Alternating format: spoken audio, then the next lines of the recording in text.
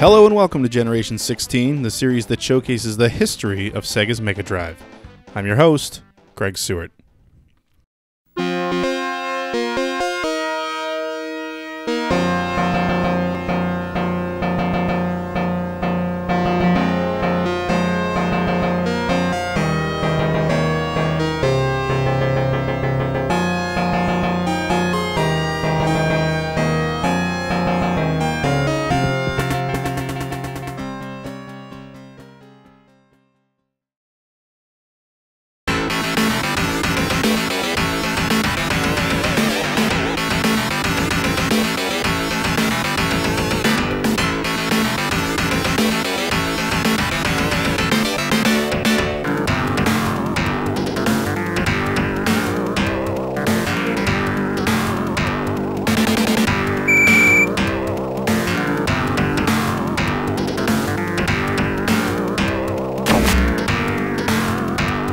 It's not like the Genesis and Mega Drive were short of sports games.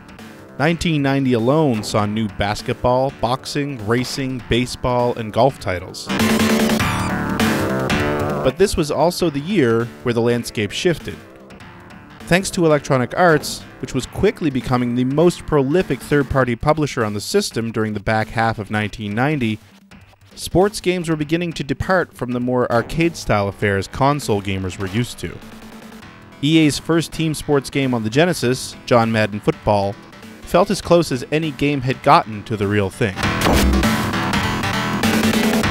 Less than a month later, Electronic Arts continued the trend with Lakers vs. Celtics.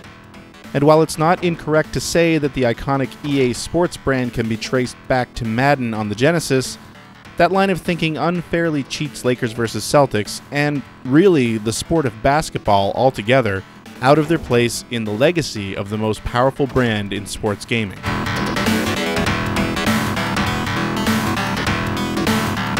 Let's back it up a bit. By the time Trip Hawkins founded Electronic Arts in 1982, he had already been toiling away at building a football game since the early 70s. One that would include all the strategy he loved from the Stratomatic board games of his youth, but also had the mass market appeal to be a big hit. I covered the trials and tribulations of that journey in episode number 87. Programmer Eric Hammond was hired at EA in 1982 to work on Hawkins' long-suffering football project.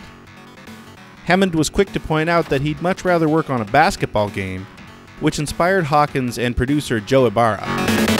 Hawkins was reminded of a series of one-on-one tournaments featuring NBA players that he used to watch in the 60s and 70s. $15,000 that goes with it, and that's exactly what we've got, as JoJo White of the Boston Celtics at 6'3", hits from outside, and our score, Bob... One-on-one, featuring Dr. J and Larry Bird, was born.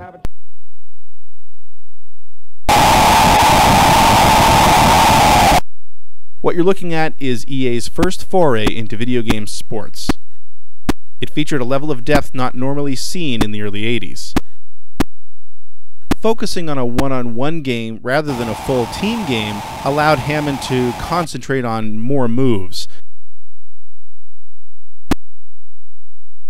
One-on-one featured another first. The first time professional athletes both endorsed and starred in their own game, as well as contributed to the development of the product. Both Julius Erving and Larry Bird are credited as co-authors of the game, though Irving had much more involvement. This was groundbreaking in 1984, a practice that would serve the game industry well for decades to come, a practice that the head of Sega of America, Michael Katz, emulated early on during the life of the Genesis. You could also say that one-on-one had a big part in keeping EA afloat during the game industry's dark times.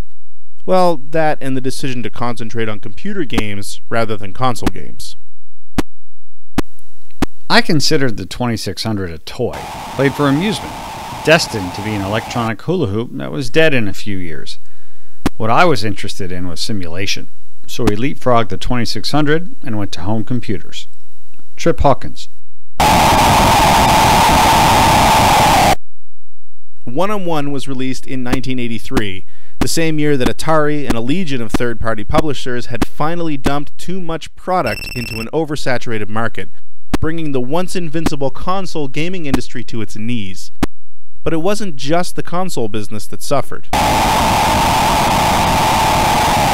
Atari's meltdown created a tsunami that wiped out public interest in games, retail support, media interest, and gave gaming a stigma that lasted a decade.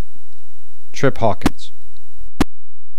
The success of One-on-One reinvigorated Hawkins' desire to produce his football masterpiece, as well as taught him the value of celebrity involvement and endorsement.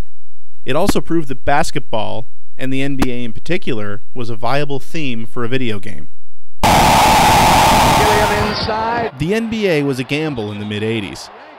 The 70s had not been a strong decade for the league. No major rivalries, no dynasties. The league was known for drug abuse and fighting. Heck, near the end of the decade, the NBA couldn't even land a prime-time television deal for its championship finals, having to settle for a tape-delayed broadcast. Things started to turn around in the 80s, though. Players like Kareem Abdul-Jabbar and Julius Erving had set the stage for the next era, which seemed to begin with the rivalry of Magic Johnson and Larry Bird when their respective college teams met in the 1979 NCAA Division I Finals. The two were standout players, and their rivalry carried almost immediately to the NBA, where Johnson signed with the LA Lakers and Bird with the Boston Celtics. Over the next 10 years, both teams would win a combined 8 NBA titles, meeting in the finals 3 times, which featured about a dozen future Hall of Fame coaches and players along for the ride. The rivalry was so intense that during the 1982 playoffs, when Boston was losing to the Philadelphia 76ers in the 7th game of the semifinal round, rather than booing the 76ers, Celtics fans famously started chanting "Beat LA," knowing that Philly would be facing the Lakers for the '82 championship. Let's listen. The rivalry has been credited with saving the NBA. Hence, in 1989, Electronic Arts signed with the NBA to produce Lakers vs. Celtics and the NBA playoffs, featuring real team logos and, for the first time, real player rosters for 8 of the 16 teams which had appeared in the 1989 NBA playoffs. Other players featured in the game included Kareem Abdul-Jabbar, Michael Jordan, and Patrick Ewing. A year later, Electronic Arts ported the impressive sports sim to the Genesis, and the results were fantastic. Compared to Sega's Pat Riley Basketball, where players just kind of seem to run in a straight line from one end of the court to the other, Lakers vs. Celtics features virtual athletes who play much more positional ball, taking up logical spots on the court, blocking and running defense. You can't just run straight to the basket in Lakers vs. Celtics. I mean, sure, you can catch the defense napping sometimes and go for a monster dunk, but generally the lanes get clogged really quickly, and trying to push your way past the defender too aggressively usually results in either a stolen ball or an offensive foul. The game features a decent amount of moves for a 3-button controller. Fake shots, dunks, layups, lobs, passes, steals, blocks. The game also features a variety of player sizes, though I haven't really figured out if taking a short guy up against one of the taller players really has a big effect or not on success. While Lakers vs. Celtics doesn't feature a full season mode, it does feature 2-player versus matchups, exhibitions, and a tournament mode. The first 2 can be played at one of 3 different difficulty settings, while the tournament is always played on simulation difficulty. At this setting, your players will actually start to fatigue after a while and need to be substituted periodically. Electronic Arts had not yet started using its iconic star highlight for the selected players in 1990, so the way to tell which player you're currently controlling is by paying attention to his sneakers. If they're colored black, you're controlling that player. While I really admire the desired result of this, to make the presentation look as realistic as possible without a bunch of video game style UI cluttering things up, in practice it's a bit easy to lose track of who you're currently controlling. That, and it doesn't seem as though switching players while on defense always puts you in control of the player nearest the ball. During the trip from the PC to the Genesis, the included teams changed somewhat. The Knicks, Jazz, and Supersonics had all been dropped in favor of a final roster that included the Boston Celtics, LA Lakers, Chicago Bulls, Phoenix Suns, Detroit Pistons, Portland Trail Blazers, Philadelphia 76ers, and San Antonio Spurs. And sure, 8 teams is a far cry from the 27 total squads who played in the 89-90 NBA season, but at this point in video game history, beggars couldn't be choosers. You could also play as either the Eastern or Western Conference All-Star teams. There were a few other changes made to the game when it came to the Genesis, but by far the most important was the inclusion of an ESPN-style broadcast presentation. Before each game, players were greeted by 2 generic sportscasters who would give a bit of information about the upcoming matchup. At halftime, these same 2 casters would show a quick highlight of another game in progress at that moment, and finally close out the game with a full summary of the action. They did it all in front of a stylized EASN logo, Electronic Arts Sports Network. None of us knew it at the time, but this was the prototype for what would become EA's signature sports game style and branding, eventually evolving into EA Sports.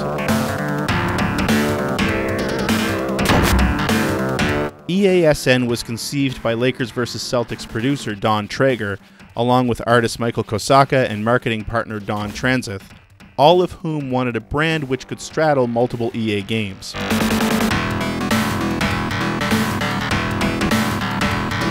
While Lakers vs. Celtics was only ever officially released in the United States, there are apparently 13 known PAL copies of the game floating around out there. This became news in 2017 when Eurogamer ran a story about a former Electronic Arts employee, David Amer, who was auctioning off some old games for his former boss. Apparently, this game was originally earmarked for release in the UK, but was ultimately cancelled. Nobody's 100% sure why, but the most likely explanation is difficulty in securing the UK and European rights for the teams or players. Remember, the game does not feature an NBA Players Association license at all. Despite all that, according to an old Electronic Arts life-to-date shipment spreadsheet, 192 copies did somehow make it into the wild. Amer eventually sold the game for just over 3,000 British pounds, as a copy of the game with full PAL packaging is something of a holy grail. Lakers vs. Celtics in the NBA playoffs is a very important game not only to the Genesis, but to the games industry in general.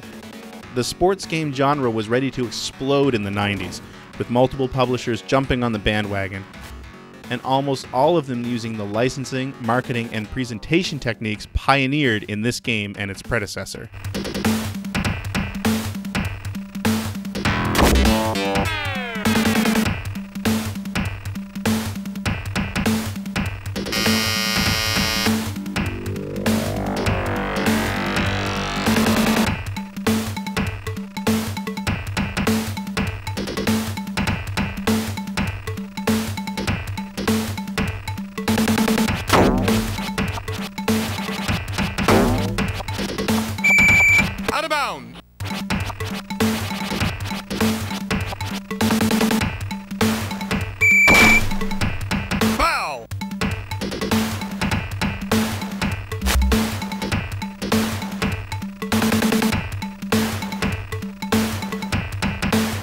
And that'll do it for this episode. Thanks for watching. If you liked what you saw, please like, share, and subscribe. And don't forget that you can support Generation 16 on Patreon. Join me next time when we take a look at a game that may have set us on the path to the famous congressional hearings on violence in video games. See you then.